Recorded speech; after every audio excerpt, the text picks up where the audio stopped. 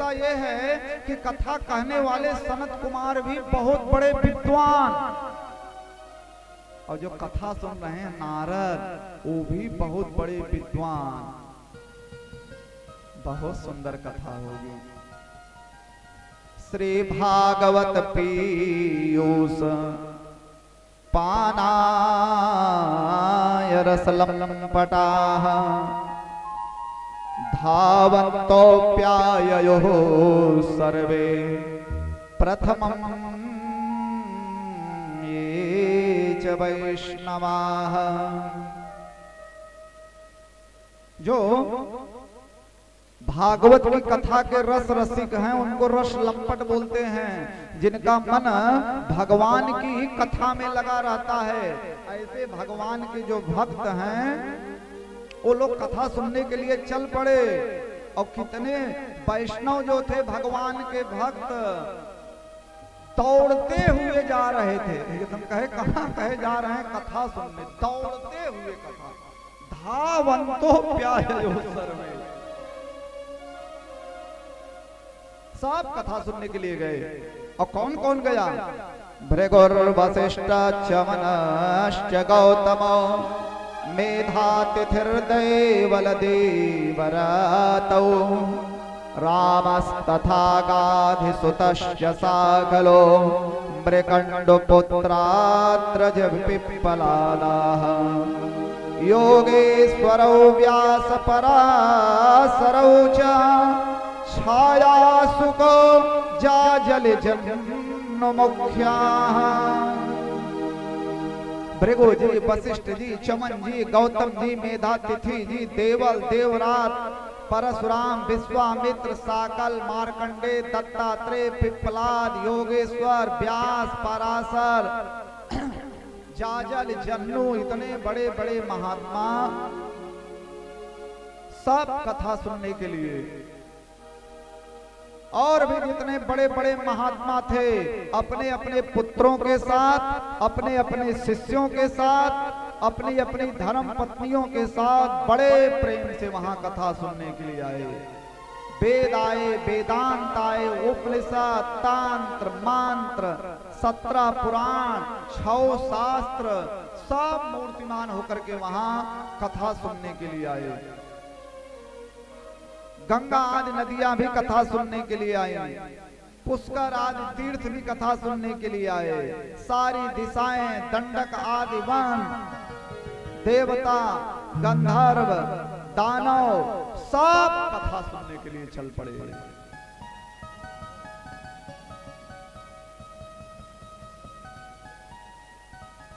अच्छा, कुछ लोग ऐसे भी होते हैं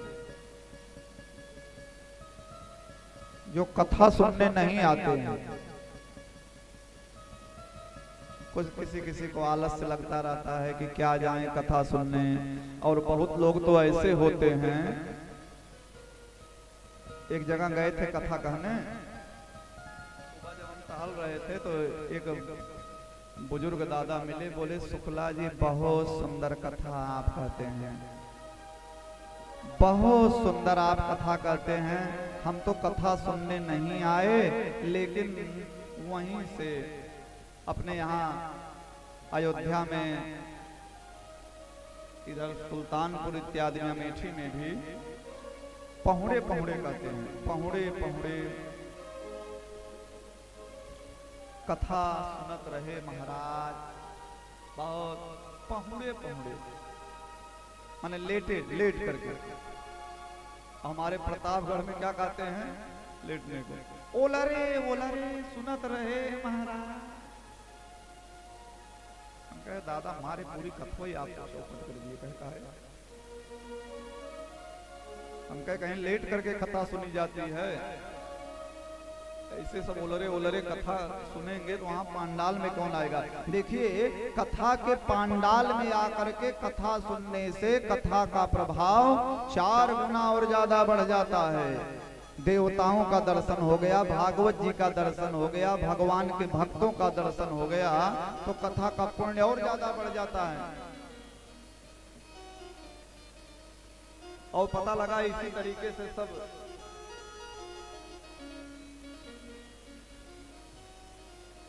अपने अपने यहाँ लेट करके ही कथा सुनने लगेंगे तो आनंद नहीं आएगा। अब कुछ लोग ऐसे होते हैं जो सोचते हैं क्या जाएं कथा सुनने, वही कथा वही कथा। अरे एक भगत तो आकर के हमसे कहे, ये बताइए शुक्ला जी, वही भागवत की कथा, वही भागवत की कथा आप बार बार कहते रहते हैं, बोर नहीं होते हैं? हमने कहा महाराज जी वही दाल भात, वही दाल भात, वही दाल भात, सवेरे भी दाल भात, रात में भी दाल भात, फिर सवेरे दाल भात। तो जब दाल भात खाने में ये सब नहीं सोचना चाहिए। तो कुछ लोग जो आलस से कर रहे थे कि क्या जाएं कथा सुनने, भृगु जी उनको समझा बुझा कर कह रहे पड़े पड़े यहाँ क्या कर रहे हो, चलो। अपने साथ जो 2-4 लोगों को लेकर के कथा पांडाल में आता है ना, वो भी बड़ा भाग्यशाली होता है।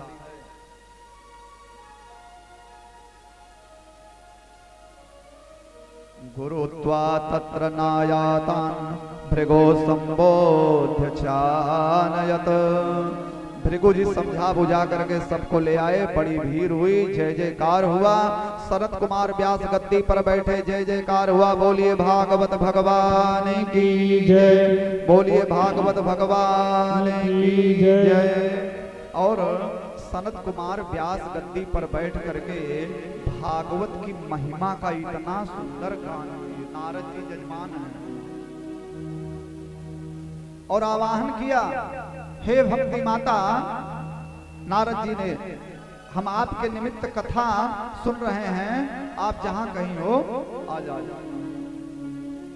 भक्ति माता वहां पर आ गई हैं, लेकिन किसी को दिखाई नहीं पड़ रही है।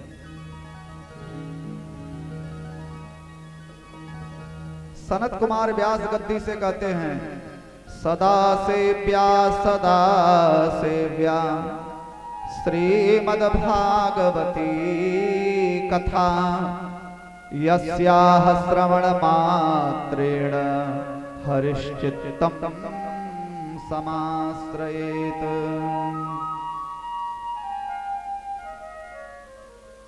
भागवत की कथा हमेशा सुनना चाहिए, हमेशा सुनो, हमेशा सुनो।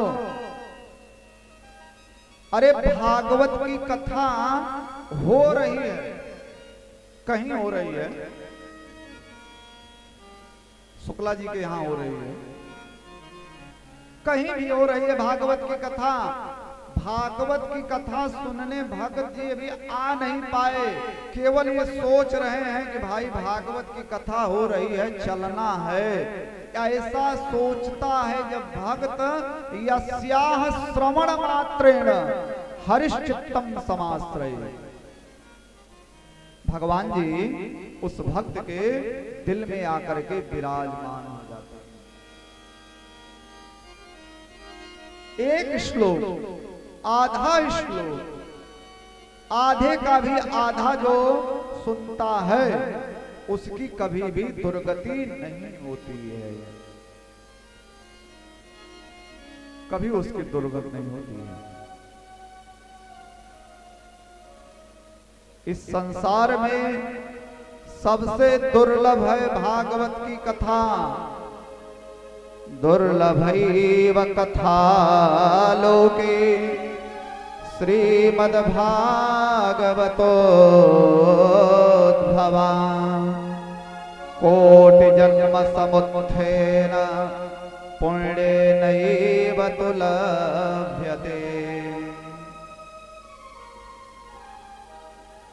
जब करोड़ों जन्मों का जब पुण्य उदय होता है ना, तब भागवत की कथा। अब आप कहेंगे महाराज आजकल तो हर जगह कथा हो रही है, यूट्यूब पर, फेसबुक पर, टीवी में, तमाम बड़े बड़े महात्मा लोग सब कथा कर रहे हैं। लेकिन आप उसमें ध्यान दीजिएगा, कथा तो बहुत होती रहती हैं, लेकिन बस वही हम भी यूट्यूब में बहुत महात्माओं की कथा सुनते हैं, बस गिने चुने 2 ही 4 व्यंजन हैं, हिया राजा हुआ रानी, हिया कहानी।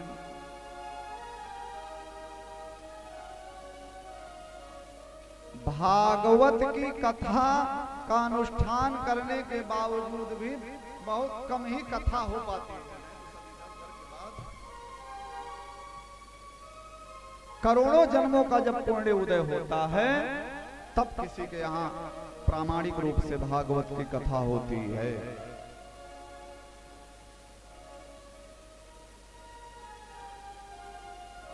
इतनी सुंदर भागवत की महिमा का गान किए, इतनी सुंदर कथा सुनाए कि आश्चर्य हो गया।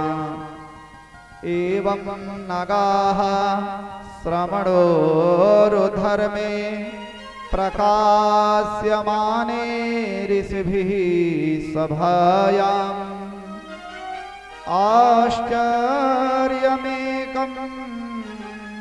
समभूत तदानीं तदोच्यते संसृणु सौनकत्वम्। व्यास गद्दी पर बैठ करके सनत कुमार जिस समय भागवत की महिमा का गान कर रहे थे, एक बहुत बड़ा आश्चर्य हुआ। सौनकाद ऋषि कहे कि आश्चर्य हुआ महाराज? बोले हाँ सुनो, भक्ति देवी, वो जो भक्ति अभी तक रो रही थी, भक्ति सुत तरुणो गृहीत्वा प्रेमैक रूपा सहसा विरासीत्। श्री कृष्ण गोविंद हरे मुरारे नाथेति नामानि मुहुर्वदन्ति। भक्ति माता अपने दोनों बेटे ज्ञान और वैराग्य के साथ तरुण हो गए, ज्ञान और वैराग्य कथा सुन कर गए, और भक्ति देवी कथा के पांडाल में प्रकट हो गई और श्री कृष्ण हरे मुरारे कहते हुए कीर्तन करने लगे। भक्ति कीर्तन करने लगे।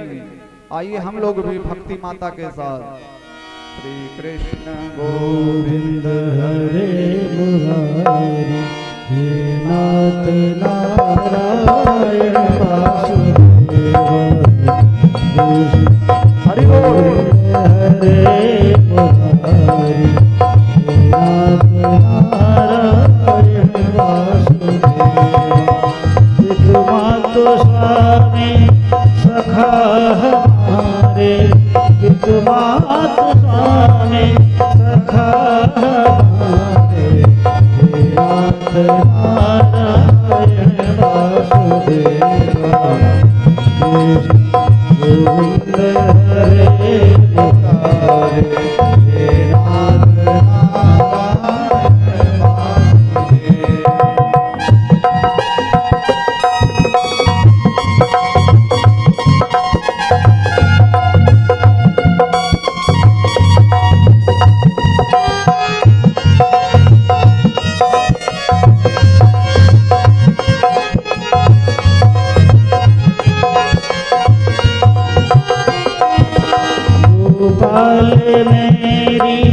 यह प्रार्थना है गोपाल मेरी, यह प्रार्थना है, भूलू ना मैं नाम कभी तुम्हारा, भूलू ना मैं नाम कभी तुम्हारा। होके दिन रात गाऊं, निष्काम होके दिन रात गाऊं, हे नाथ नारायण वासुदेव। कृष्ण गोविंद हरे मुरारे हे नाथ नारायण वासुदेव।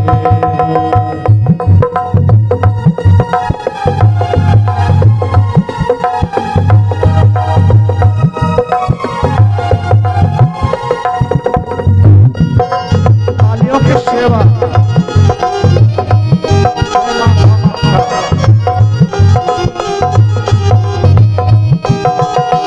माता यशोदा हरि को जगावे, माता यशोदा हरि को जगावे, जागो उठो मोहन नैन खोलो, जागो उठो मोहन नैन खोलो, गाही रमाती तुमको पुकारे, गाही रमाती तुमको पुकारे, हे नाथ नारायण वासुदेव,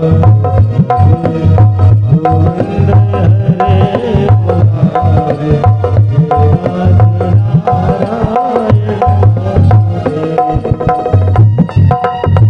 हरि बोल, जय हो।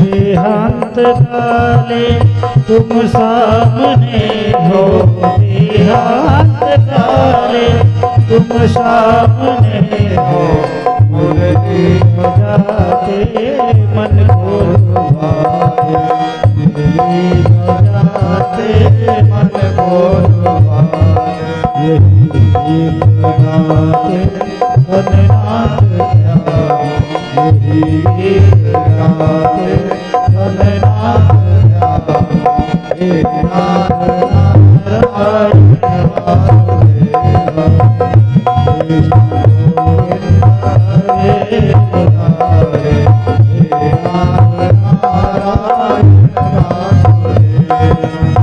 तुम्हारो स्वामी कथा हमारे, तुम्हारो स्वामी कथा हमारे, हे नाथ नारायण वासुदेव, श्री कृष्ण गोविंद हरे मुरारे, हे नाथ नारायण वासुदेव।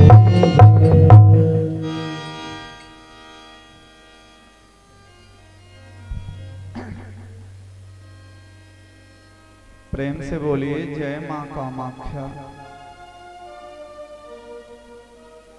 श्री कृष्ण गोविंद हरे मुरारे कहते हुए भक्ति माता प्रकट हो गई।